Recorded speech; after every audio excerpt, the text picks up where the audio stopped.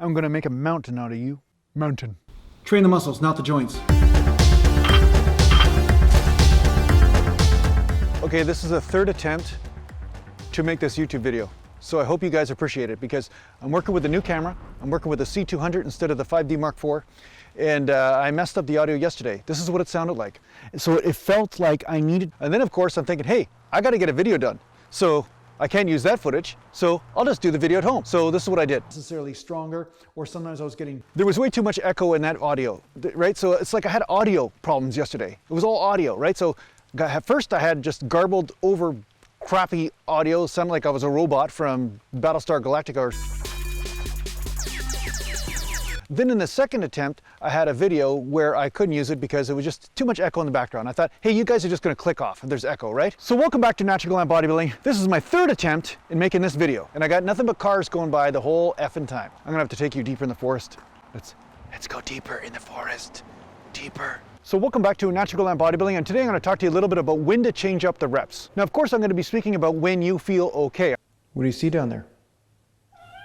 I'm not talking about when you feel like, you know, a bag of crap. You're rolling out of the bed in the morning and you could barely even get up or put on your socks or, you know, even get up from your nap without pain. I mean, I'm assuming that you were injury-free at the time when I give you these recommendations of when to change the reps up or how often you should be changing the reps up. Because obviously I wouldn't be asking you to do a 5 rep or 6 rep set if you feel like a bag of garbage and you feel like you're gonna snap everything in your body up all at once and do a bodybuilding supernova implosion. Good thing I'm feeling a little tight today.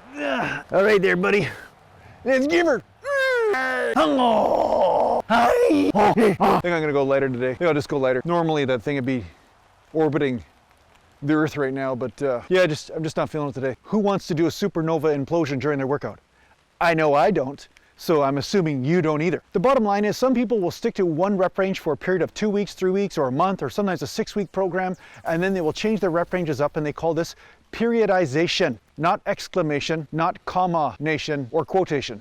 It's periodization. It's grammar. It's bodybuilding grammar. When you change up your rep ranges, yeah, you're hitting different systems in the body. You're hitting different muscle fibers, and you are also going to be growing in different areas and causing a different type of stress on the body.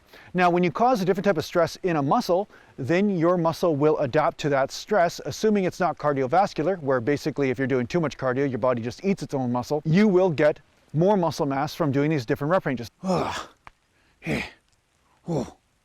I'm not really getting much of a pump. Maybe I should change the rep ranges up, even though I normally wouldn't.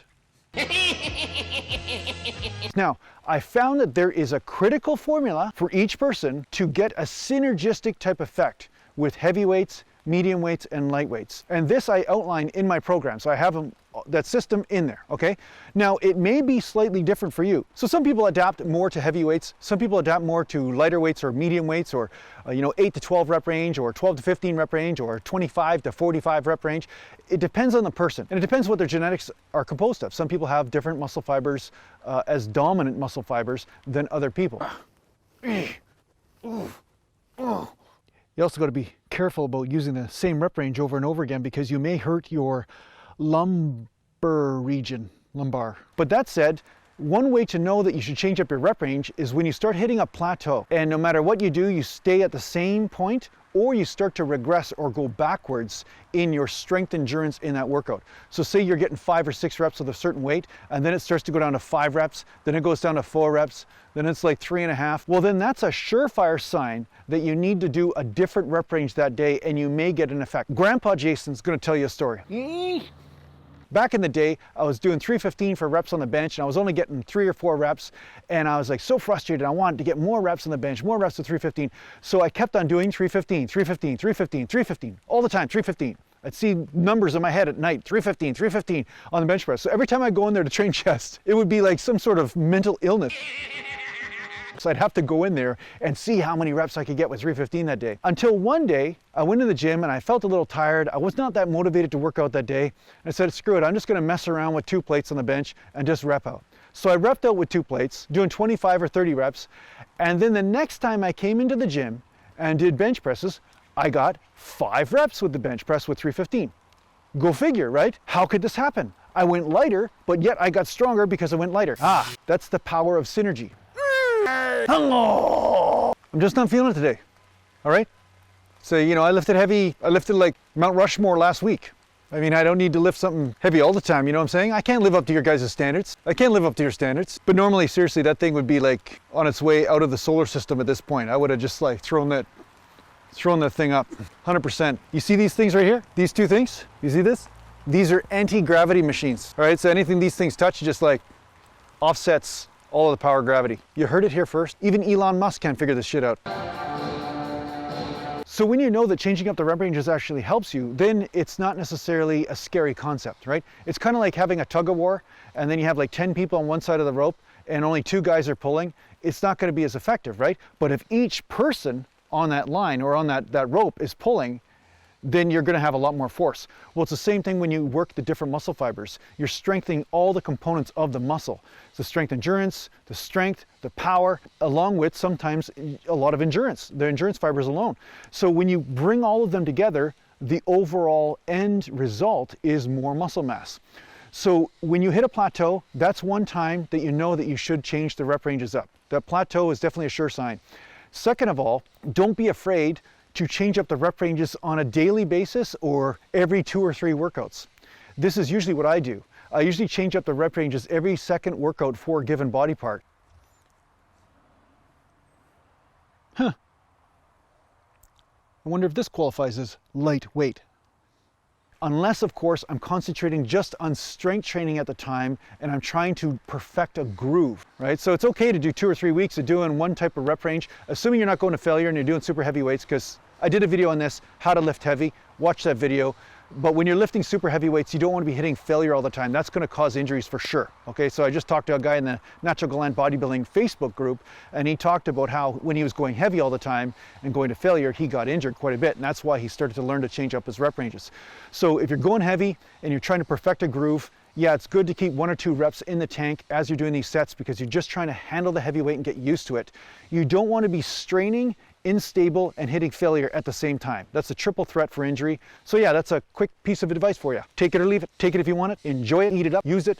Mountain. So seeing as when you do heavy weights or lifting super heavy weights or you hit the fast twitch fibers in your training, you do need more days rest in order to recover from that type of stress. Usually the type of damage that's done to the system, the joints, and the muscles, you need more recovery time from lifting heavier weight. Now, the one way that I hacked this system is that as I'm recovering from that heavy weight, I use some lighter weights in order to pump blood into that area.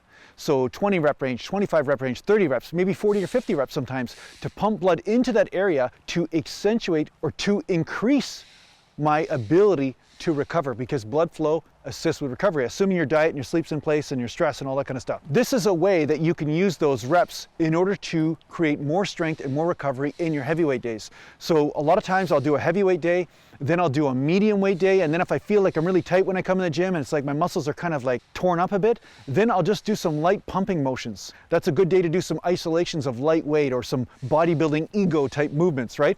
And by pumping that blood in there, then you increase your ability to recover from the heavy weights. And then when you come back into the gym to do the heavy lifts, you'll find that you're not only recovered, but you'll feel like you're more full and more able to train. Because I find when I lift heavy and then I take too long of time off, I find it actually works against me because I lose the groove a little bit, I lose a little bit of the mind-muscle connection, and I lose a little bit of the coordination. And coordination is a big part of strength. So if I do some light lifts, I still have that coordination when I come back and do the heavy lifts. And then when I lift heavy, I can get more reps and push the muscle even more. So it's this juggling effect. You know, you got like 3 balls, metaphorically, okay? But you got 3 balls, you're juggling lightweight, medium weight, heavyweight. And I find that usually the ratio for heavyweight to medium to light is about 20 to 30% of the time you do heavy, and then 70% of the time you're doing medium weights or light weights. And how you mix this stuff up will depend on what really works best for you. But as a general rule, a good place to start when you're training. So 70% of the time I do medium to light weights, and then 30% heavier weights, heavier lifts, 5 to 8 reps or 8 to 10 reps. And of course, you must do this safely. And of course, you must be feeling okay in the joints at the time. Don't be like feeling all tweaked up and then be doing these heavy lifts. Stick to the lighter or medium weights if you feel not quite perfect or 100%. So anyway, I hope this helps you out in your training. I hope this helps you know when to switch the reps up. Thanks a lot for watching, and if you need to get hold of me, just go to naturalgallantbodybuilding.com, and thanks to the Patreon supporters, and take care for now. Still talking, eh?